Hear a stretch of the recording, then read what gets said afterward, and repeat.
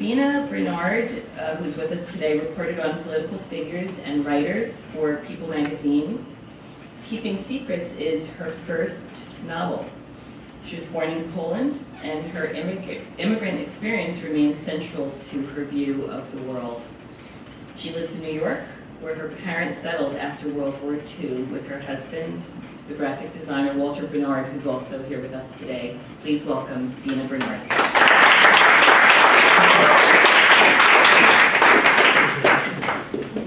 Thank you all for coming. I really am tired of looking at the screen whenever I do a Zoom, and I don't recognize anybody really. So I really appreciate human contact. I prefer that to computers, definitely.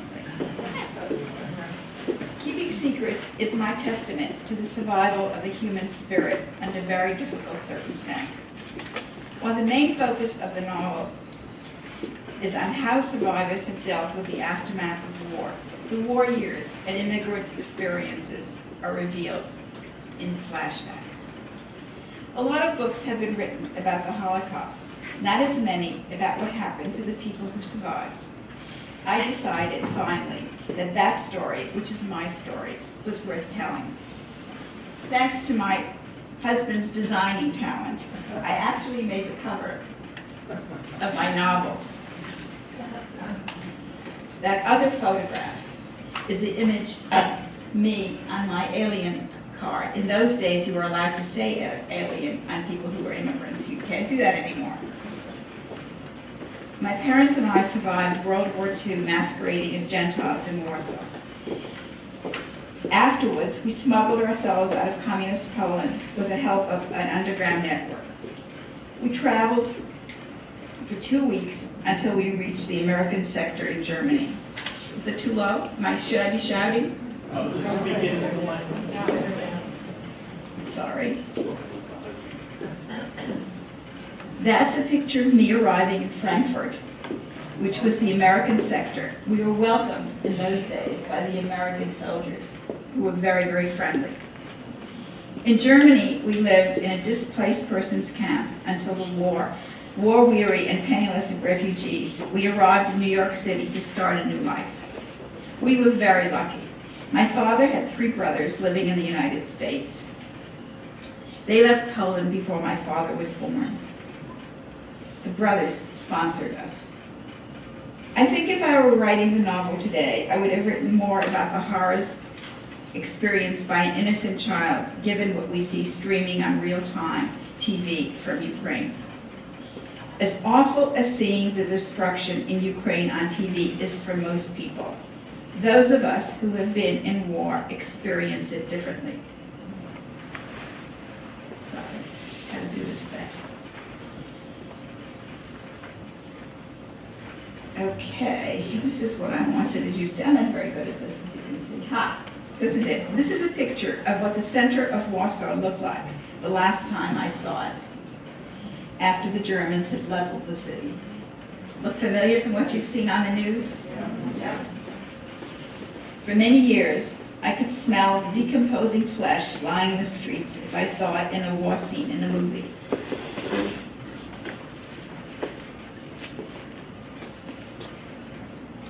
It finally stopped, but came back watching TV news, which I had to stop watching. It really was just too much for me. Hannah Stone, my central character in Keeping Secrets, and I have a lot in common. We were both born in Poland. Both were separated from our parents during the war. We grew up as refugee children in the U.S. and became journalists. My entire career in journalism has been about reporting on the lives of others and people. As Yvette mentioned, I covered political figures and writers. Keeping Secrets is my first attempt at fictional storytelling. While I didn't write a memoir, I did follow the dictum, write what you know.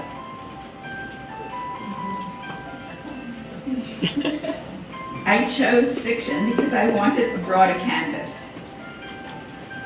I wanted to tell more than just my own personal story. As Keeping Secrets opens, it is May 1976. By then, Hannah and her parents, Molly and Dr. Harry Stone, are ostensibly living the American dream, but the past continues to haunt their new life. A painful secret that almost destroys the family starts Hannah on an investigative journey that ultimately unites them. It was the novelist Joe Heller, author of the World War II black comedy Catch-22, who first suggested that I write about my wartime experiences. I was interviewing him for People magazine when his second novel, Something Happened, was about to be published. Heller told me that the original title he had for Catch-22 was actually Catch-18. But he couldn't use that number because Leon Uris had just written Mila 18 about the Warsaw Ghetto Uprising. Mila 18 is the street address of the Warsaw Ghetto. Heller's editor suggested substituting 22. A good save, I think. Catch-22 actually sounds a lot better than Catch-18. When I told Heller that I saw the Warsaw Ghetto burn, that I lived in Poland during the war, he kept quizzing me about what I had experienced. I told him the bare minimum. It was not a subject I talked about. Most people didn't even know that I was foreign born. I refused to speak a word of English when we first came here until I knew I could speak it without an accent. It took 3 months. Heller urged me to write a memoir. You are the Anne Frank who lived, he said. I'm getting teary-eyed, I'm sorry. I was better at asking questions than talking about myself. The first time that I felt I could bring myself to talk about the war was when my twin granddaughters asked me to share my story with their 4th grade class. They are here now and they're 15.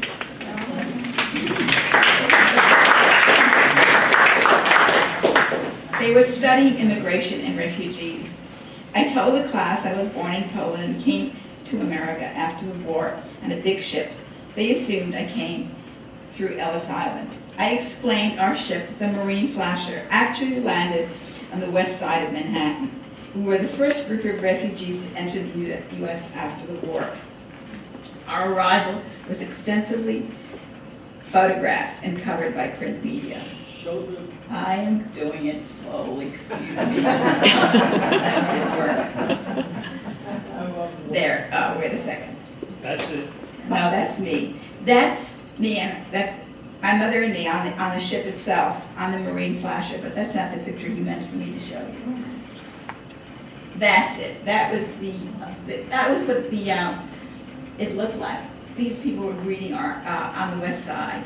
But there's a very, very large community of people like it. Some of them were, most of them were, I assume, were relatives. There's about 800 refugees on that ship. Sadly, I missed seeing Statue of Liberty as we passed. My mother never woke me up in time. She thought my sleep was more important. I never forgave her for that. I felt cheated. Somehow, taking me to the Statue of Liberty in person never made up for my missing the first sighting. Talking to the 4th grade class was not easy for me, but because my granddaughters were each in a different class, I did it twice. But it showed me that I could talk about that time without breaking down in tears. Many people who have read Keeping Secrets have told me they cried reading it. I must admit, I cried writing it. I finally decided to write Keeping Secrets when I realized that what happened to me so many years ago still controlled my life. To this day, making any mistake creates great anxiety in me. I had lived with the knowledge as a child that if I made a slip during the war, it could have meant death. Now, as an adult, intellectually, I know that forgetting to pay a bill would not result in anyone dying. But on an emotional level, I still fear making a mistake. I had a lot of material to work with when I started plotting Keeping Secrets. But I also had a reservoir of information from other people I had known. Everything I wrote did happen to someone.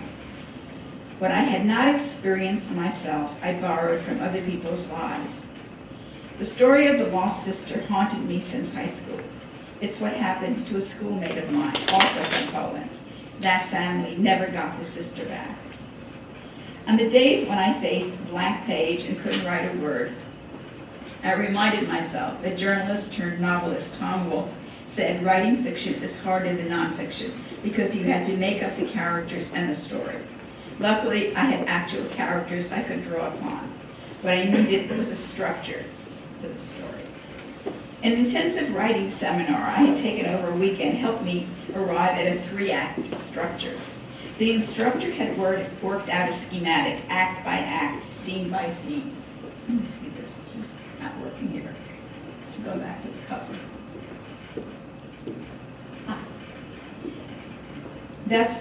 The instructor had worked out a schematic, act by act, scene by scene. That's what I decided to follow. I really knew that writing was rewriting. The scenes got rewritten many times, but the original structure remained. From the very beginning, I knew what the last line would be. Since I had never written fiction, I thought a fiction writing class would help. A friend told me about the Gotham writing workshop. I enrolled. I was used to writing on deadline, so having to produce a chapter for the weekly class worked for me.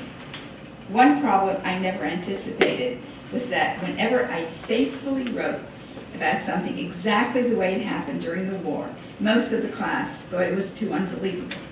So in the novel, I adjusted the truth. In keeping secrets, Hannah's mother, pretending to be her aunt, fearful to go alone when she is asked by German officers to sing at a party, takes 5-year-old Hannah with her. In the book, when Hannah sees one of the officers make a pass at her mother, she stabs him with a fork. In reality, I used a knife. In the book, during the war, Hannah is named Zofia Nowakoska. That actually was my name on the false identity papers my parents had secured for me. After the war, our goal was to be able to live as who we really were. And being known by my real name was very important to me. When we were living in the Bronx, my uncle was the one who enrolled me in elementary school. He and the principal decided that Bina was not American enough, and they changed my name to Beatrice. I was horrified. I begged and argued to get my real name back. I finally succeeded several months later when I was about to be transferred to another school. I pleaded with the assistant principal and showed her my Polish birth certificate. I started in my new school as Bina. While I can speak Polish, I can't read or write it. I remembered a Polish limerick I wanted to use in the book that my grandmother taught me about pears, apples, and plums. I asked Google for help. I typed the limerick as best as I could by sounding out the words and asked for the correct Polish spelling. You can check it out on page 21 of Keeping Secrets. But the fact that I can speak Polish was a great asset. It allowed me to think in Polish, and as I was writing the section about Poland, in effect, I translated that portion of the book from Polish into English as I was writing. As I noted, Hannah's life and mine sometimes overlap, but her troubled relationship with her father is caused by the loss of her sister. I wish I had had a sister I could have searched for. I must have done a convincing job of writing that part of the story. After reading my first draft, my daughter actually asked if I too had a lost sister and had kept her a secret. A major difference between us is that Hannah's job at her magazine is far less chaotic than mine was as one of the founding editors of People magazine. For the 4th issue of People, I was scheduled to fly to Vail to cover Senator Teddy Kennedy and his son, Teddy Jr., who had just had a cancer surgery on his leg. I was going with Ken Regan, a photographer who was a friend of Teddy's. But as I was headed for the airport, Ken called to tell me he was shooting Bob Dylan in New York and couldn't go to Vail. I was on my own. The photo department hired a West Coast photographer to meet me in Vail. I had no reason to worry, they assured me. In Vail, it was another story. I was one of a dozen journalists trailing after Teddy and his son and working for a new magazine. There was to be a press conference, but no interviews. No opportunity even for a brief conversation with father and son. I had to write about what I saw. The feature was supposed to be a cover and 6 pages inside, and I had a tight schedule. We were holding the cover. I had to rush the film to Chicago, where the magazine was printed. That was before computers. When we were done, I asked the photographer for the film he had taken. He threw 1 roll of film to me. That was all I took, he said, and left. I knew that was not enough. I bought every film taken by anyone who had a camera on the mountain. anybody who was willing to part with their film. Luckily, dozens were, and I headed to the airport. I had to hire a small plane to take me to Denver to make my flight to Chicago. At best, I am a nervous flyer. At the check-in, when I was shown the small plane, seeking reassurance, I casually asked, "These small planes are safe, aren't they?" The man pointed off to the other corner of the airport and said, "They're looking for the plane that crashed this morning." I don't know if he was joking or not, but I went into rigor mortis. They had to practically carry me onto the plane. But I got the film to Chicago. It was a cover, but there were only enough good pictures for 4 pages. I must admit the fictional Hannah for being more brave than I am. I have never gone back to Poland. We left Poland illegally. I've always been afraid that if I went back, they would decide to keep me. A friend of my parents, who also left Poland illegally, was jailed when she returned years later to visit her sister. Deciding what the sisters would finally meeting would look like. In one version, I had them accidentally meeting at the UN when Lena was speaking at a medical conference while Hannah was covering as a journalist.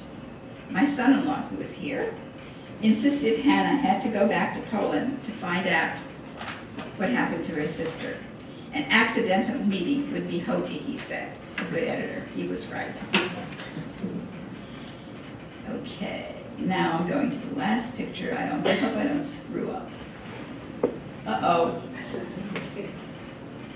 This is it.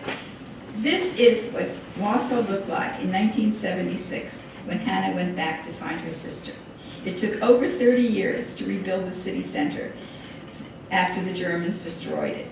That's what the Ukrainians will have to deal with if the war ever ends. As survivors, my family and I were the lucky ones. We were a miracle, my father used to say. Our immediate family of 3 was intact. Even as a child, I was always aware that survivors who had concentration camp numbers tattooed on their forearm had lived through hell. Those of us who survived outside the camps had it easy. But I believe the price all survivors pay is underestimated, most often by survivors themselves. In writing Keeping Secrets, I wanted to demonstrate the damage war inflicted on all survivors, even those who are functioning and appear to be fully intact. When defending her father's action to her husband, Hannah says, "He did not come out of the war unscathed," adding, "None of us did." Hannah is speaking for all survivors. While Keeping Secrets depicts the traumas of war and dramatizes how survivors cope, it is also the story of the family. I hope that what readers take away from their story is that while starting over is not easy, it is possible. Scars may not totally disappear, but they do fade. I would like to read 3 sections to give you a sense of the book is. I hope the excerpts are intriguing enough for you all to read the book. Prologue, Poland, January 1945. His breath formed puffy clouds in front of him. The only sound he heard was the crackling noise his shoes made as he walked over the crisp snow. If he had not been warmed by the anticipation of seeing Lena, the freezing cold, typical of Polish winters, would have made him shiver. When he saw the iron gate off in the distance, he quickened his pace and felt his heart racing. The young nun who greeted him as she opened the heavy gate made no eye contact but seemed cordial. She led him toward the office of the Mother Superior. He smiled as he remembered the sound he and Lena had made walking these same glistening hardwood floors years before. Inside the office, he expected to see a face of the Mother Superior he talked to. Instead, a much younger woman with a stern expression sat behind the desk. "I'm here to see the Mother Superior," he said, expecting to be ushered into the proper room. "I am the Mother Superior," Sister Marianne said firmly, and gestured for him to take a seat. "I've come to get Lena," he said, and sat down on the chair in front of her desk. He clutched the wooden arm so tightly his knuckles turned white. Even with this new nun, in charge. They had to give her back to his family, he thought.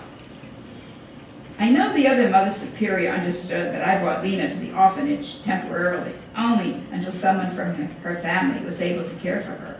Her father was supposed to get her back after the war, but since he died fighting with the underground, her aunt, her mother's sister, wants to raise her, he said, reiterating the story he had given the former Mother Superior. Then he heard, I'm sorry, Lena's not here. There are no children here, and have not been for many years. He was stunned.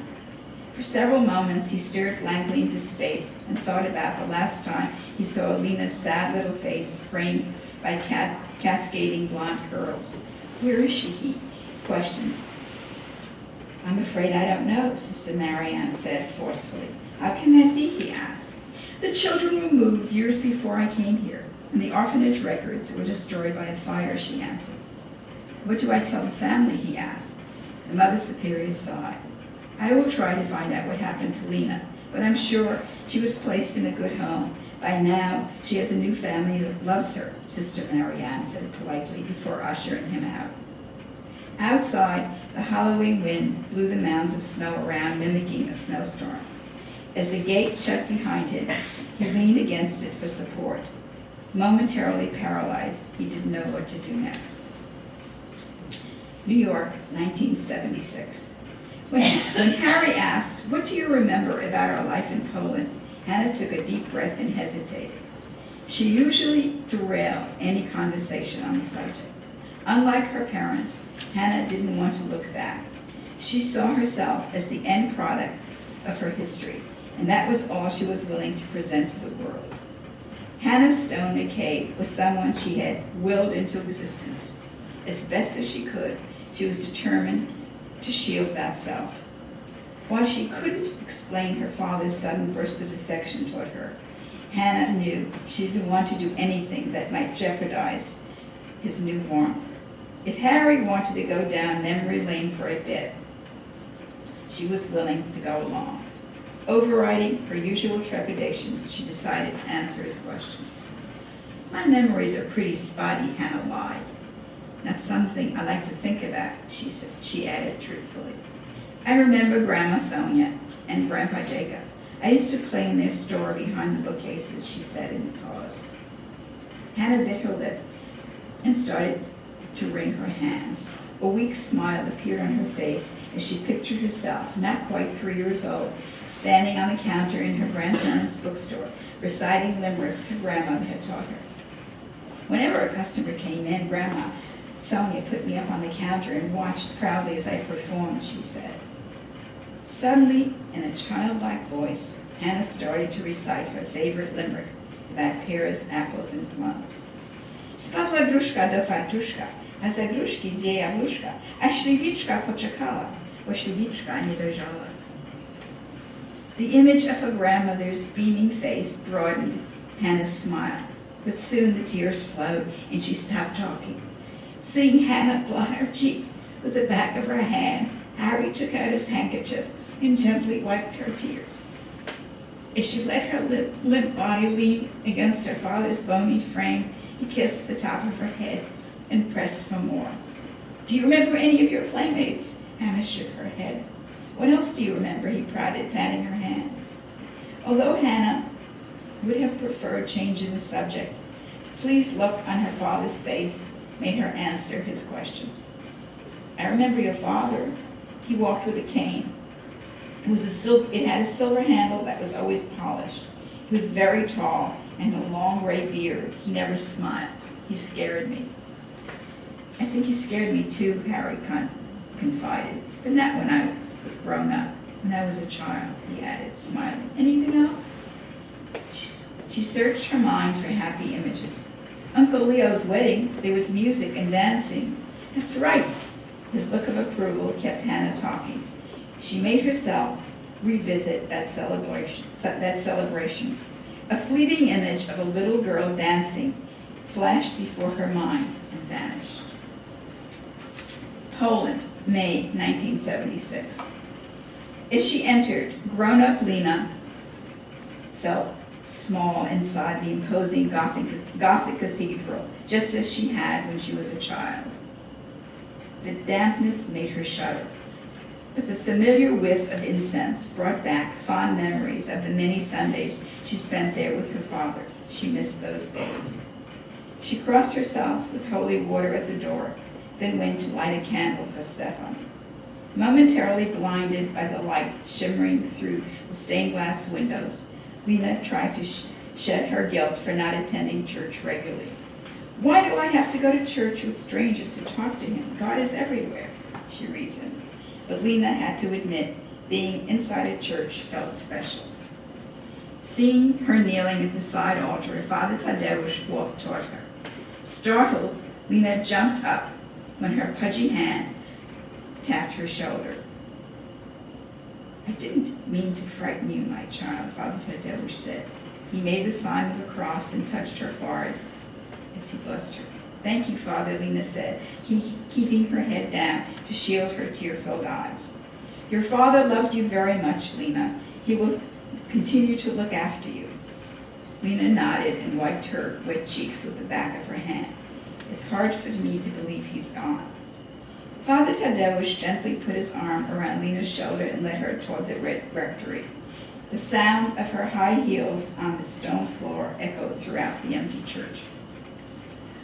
Once they were inside Father Tadeusz's office, he said, the reason I asked you here when I gave him the last rites, your father asked me to give you this. He handed Lena a brown envelope with a ribbon. It was obvious Father Tadeusz knew what the envelope contained. That made Lena uncomfortable. Your father made me promise that if you needed help, I would provide it, he said, as he walked off to the corner to give her some privacy. She carefully untied the package. Inside, Lena found 2 photographs and a handwritten letter in Stefan's uneven scrawl. She heard her father's voice as she read the opening salutation and smiled. My darling Lena, please believe me that everything I did because I loved you. I know that it is not much of an excuse. I have already asked God to forgive me. Now I'm asking you to forgive me too.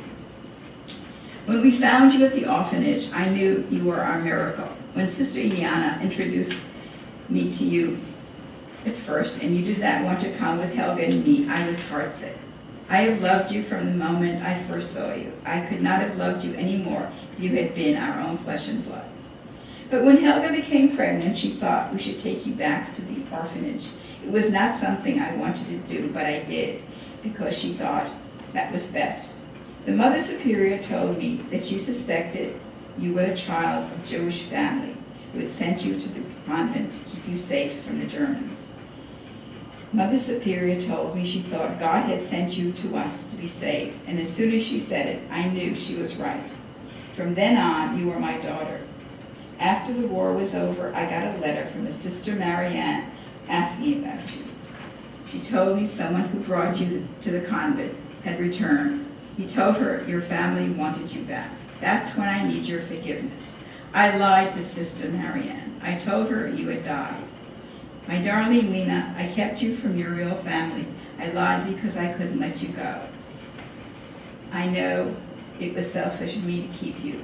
Your real family must have suffered, and they deserve to get you back.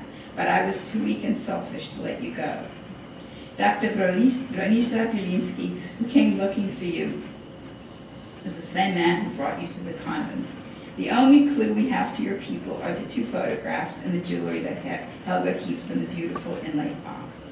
Please remember that I always loved you and wanted the best for you. No one, not even your real family, could have loved you any more than I did. Forgive me, your loving father.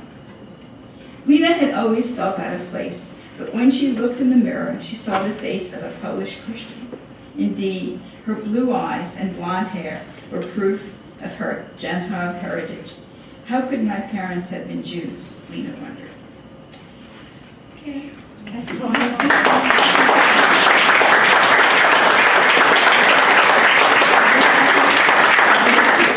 Any questions anybody has about anything? Not just my book. Who's being cast in the movie? I don't know yet, actually. There is somebody, I was contacted by a producer, so it's in the works. Doesn't mean it'll happen, it just means Somebody's trying. Who would you like to see?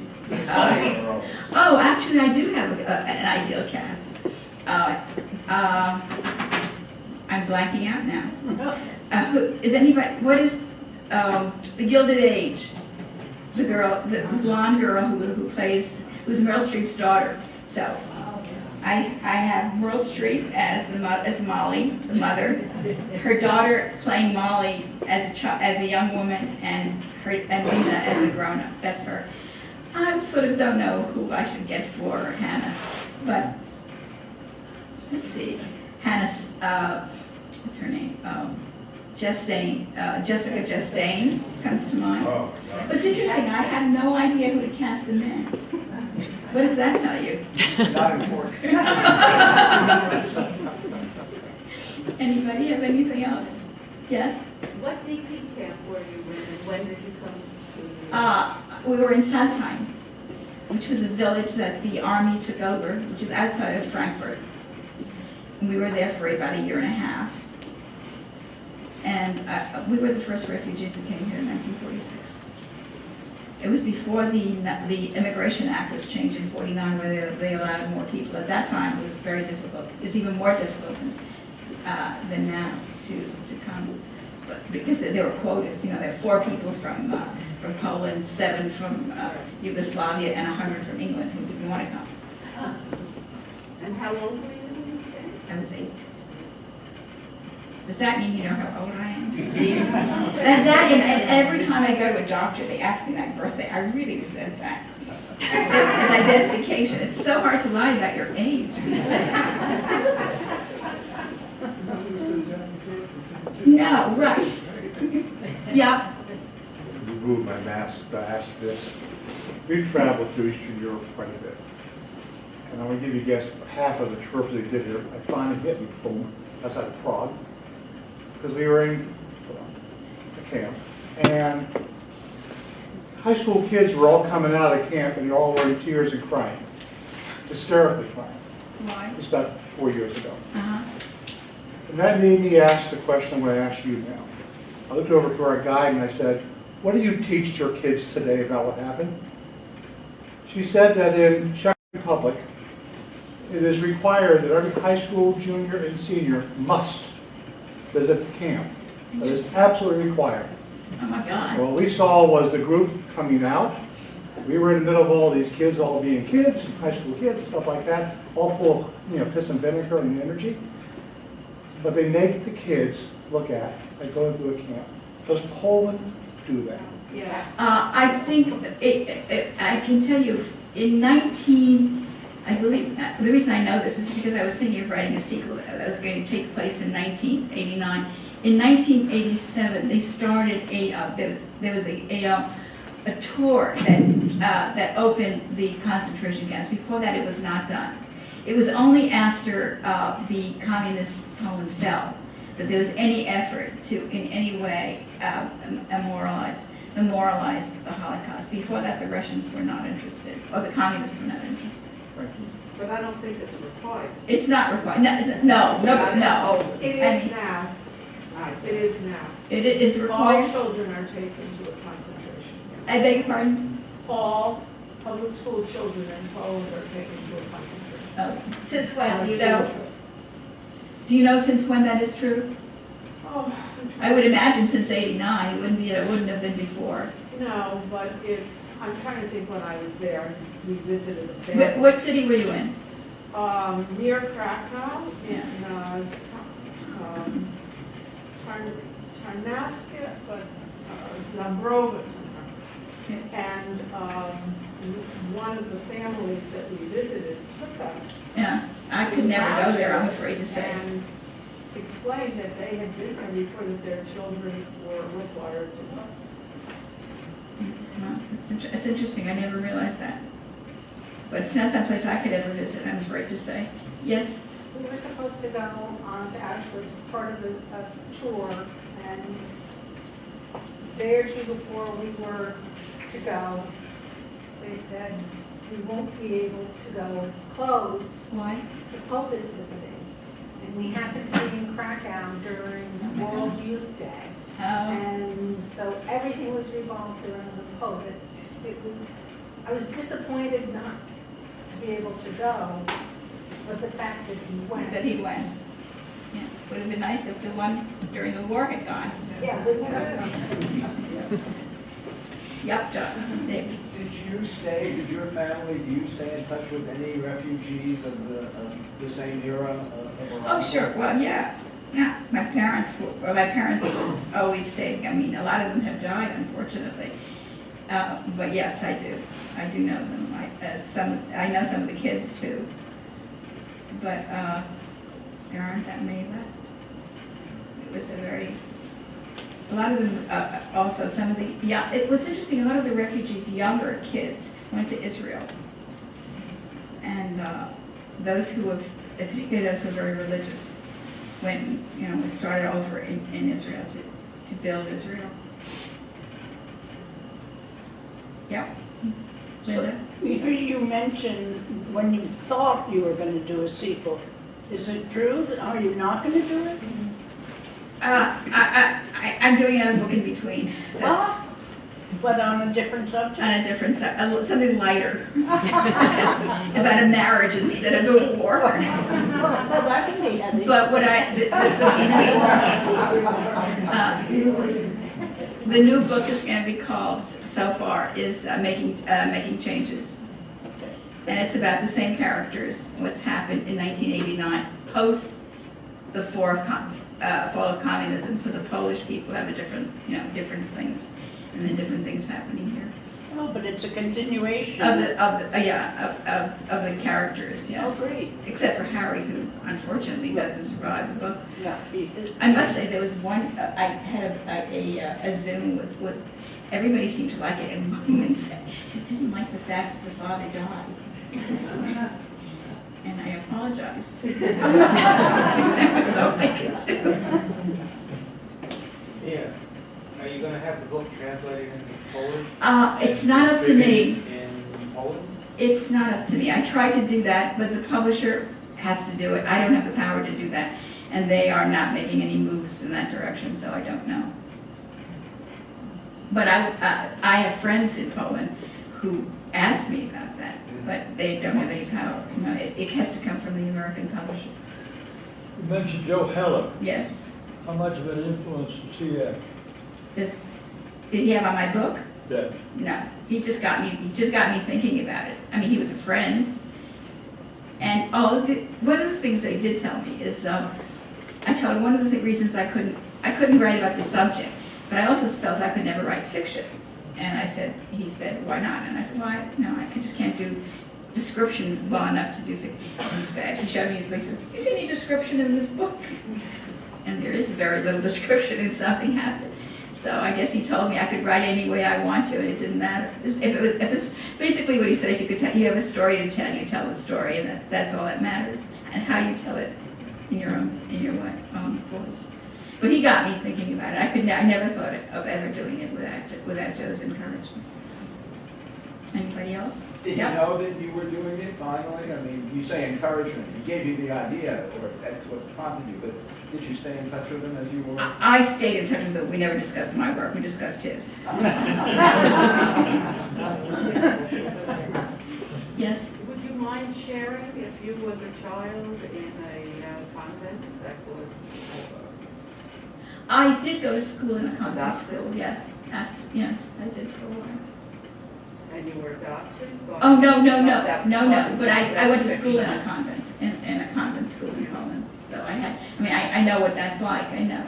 I love the outfits, actually. I never could understand why American nuns stopped wearing the habits, because they looked so great to me when I was a kid.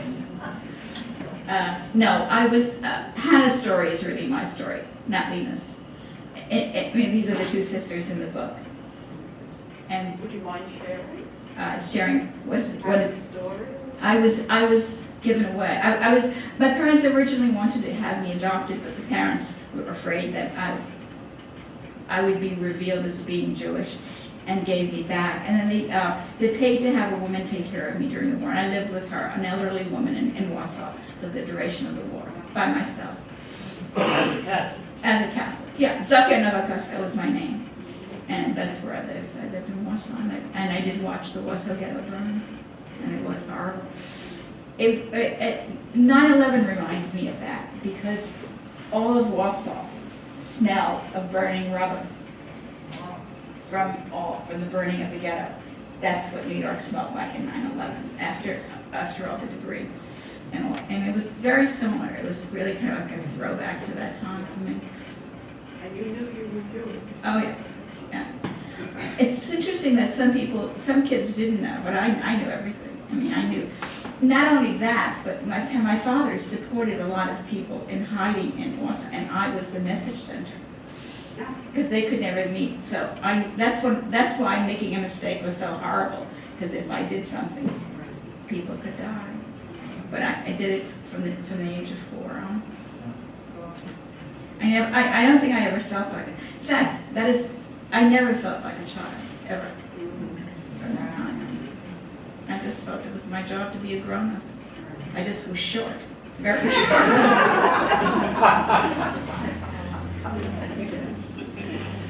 Never got over that.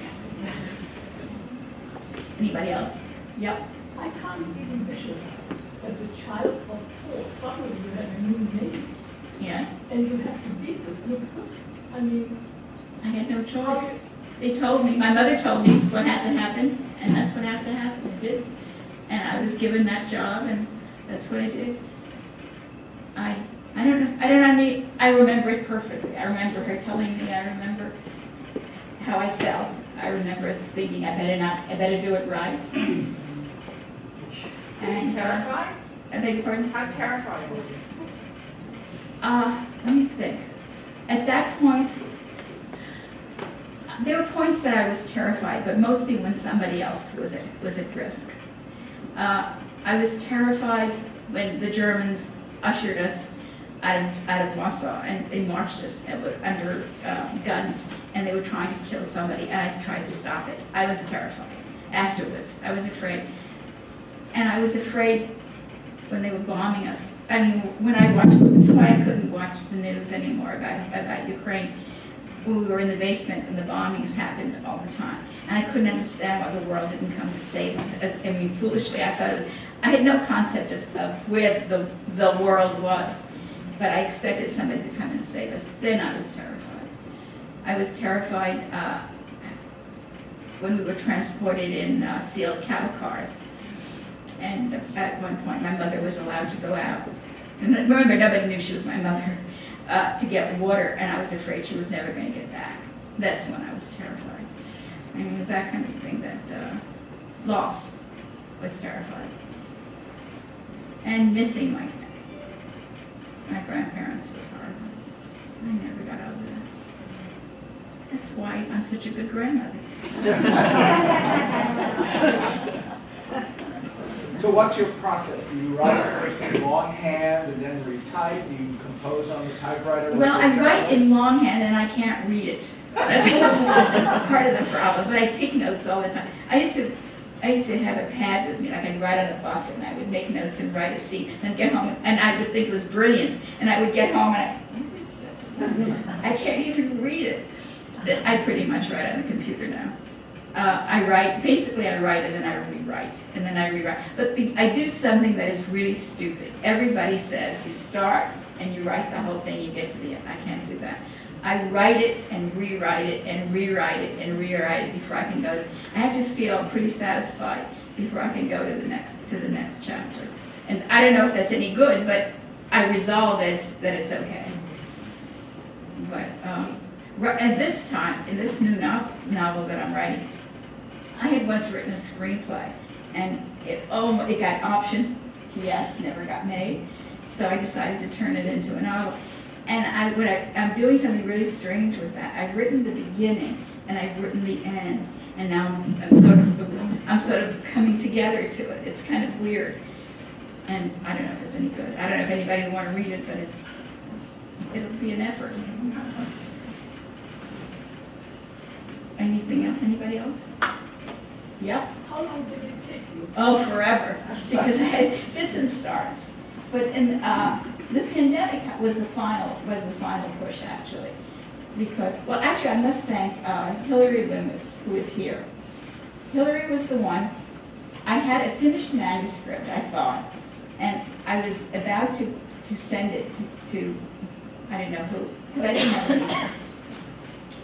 And it was somebody that Hillary knew and I both knew, and I knew she was a publisher, and I wanted an opinion. I didn't want to embarrass myself to send something that was not, worthy of anything.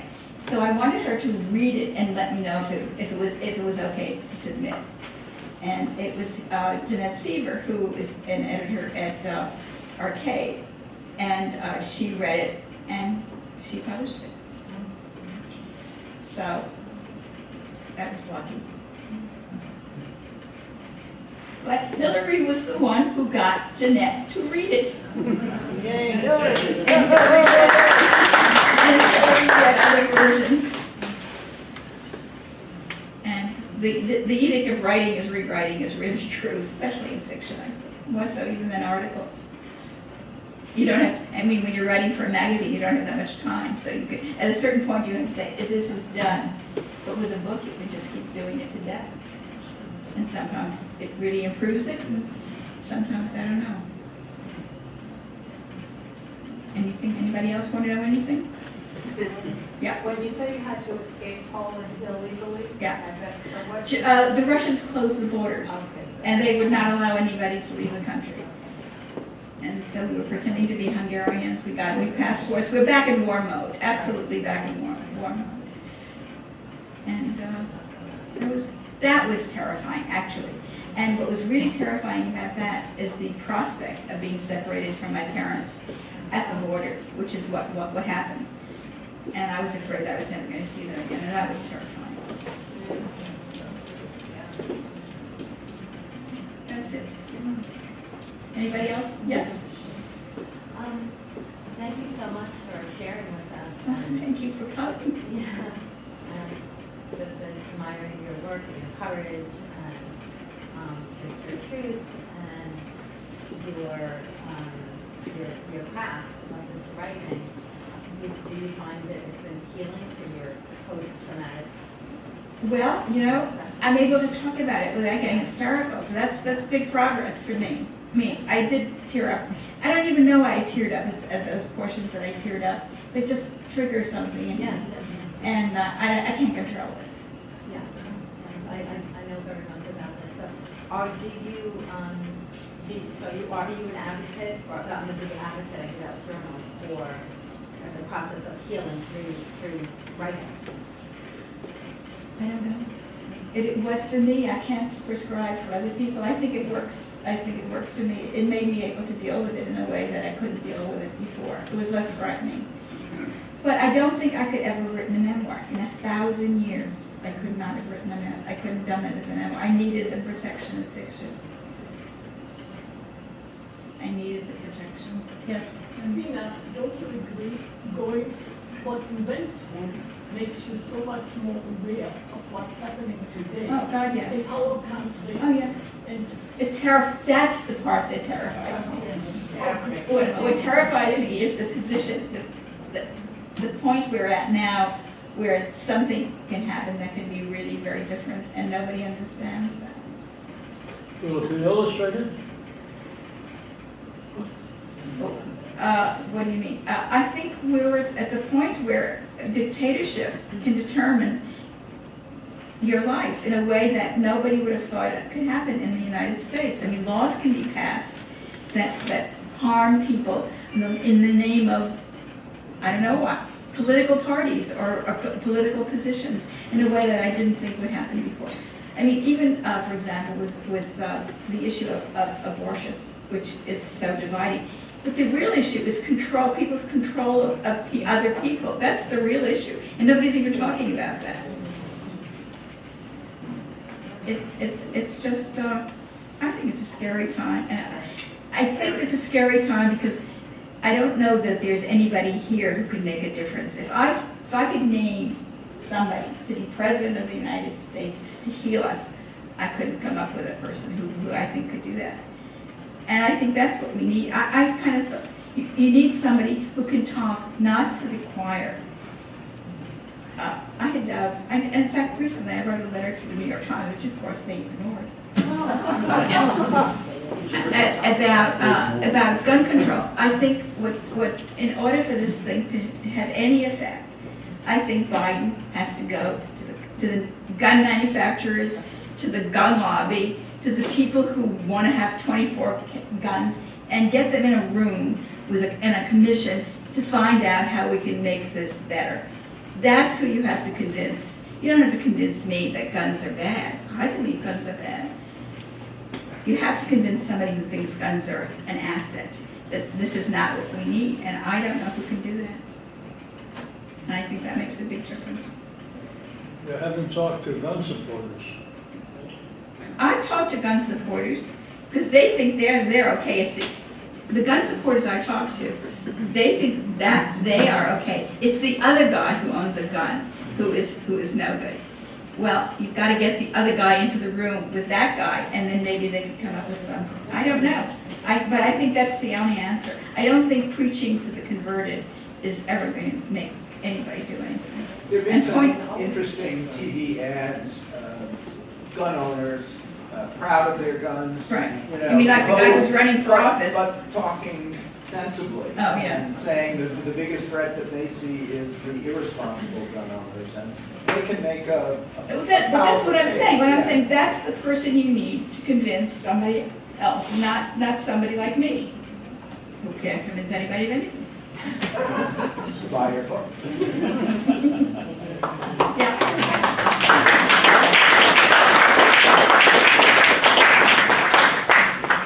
you become involved with any of the Ukrainian refugees? No, I haven't. I must admit, I'm guilty. I have not. I've just cried for them. That's kind of lame, but it's just very hard. It just throws me back into something I don't want to think about, unfortunately. The similarities. It's just that. Between Well, it's what happened in '38. It's exactly what happened. very, very I mean, and actually, completely what happened, because first Hitler took over the Sudetenland, and Chaim said, oh, that's okay, he'll never take anything else. Sorry about that. Putin took Crimea, and in the 2014, and everybody said, oh, he's never going to take anything. Oh, they just wanted a place to swim. Well, that's really where they all got, that's where they had I was the Hamptons for that. So, but nobody did anything. Nobody said anything. I mean, we didn't say anything. We said, don't do that. And now comes, and what they're, interestingly, what they're taking is they're taking the part of the country. Russia has always, USSR, I shouldn't say Russia. One of the things that was very bad for them is they were landlocked. Their goal was always to get to the sea, and that's what they're doing. And what they're creating in the Ukraine is a country that's going to be landlocked. They're going to have no way of getting anything in and out, and that's going to be really, it's going to kill them economically. I mean, it's going to be like we're going to end up having something like the Berlin airlift. You're going to have to airlift everything into the Ukraine because they're going to be able to have, nothing. And weed out. Right, in and out. It's just tragic. But the worst thing is to see how, and I mean, I can't, what I can't get into my head is how somebody can just decide that bombing a city out of existence is a positive act. I mean, what do they get when they're finished with it? I mean, it's gone, it's over, it's done with. And what are they going to do? How are they going to make it, how are they going to get life back? I don't know. I mean, it took 31 years for Warsaw to restructure itself. This is a country, not just one city. I mean, that was the only city that was totally left. I mean, nobody bombed Krakow, and nobody bombed other major cities where the churches and the architects. Warsaw was leveled. And we've got a country that's essentially, I mean, they're even trying to do it to Kiev, which I still call Kiev. I'm sorry, because at one time it was Poland. That was the other part, of course. That part of the world, Where were you born in Poland? Were you born in Russia? Were you born in the Ukraine? Depending on what year you were born in. Anybody else? Any Shall we chat about anything else? I don't do cooking.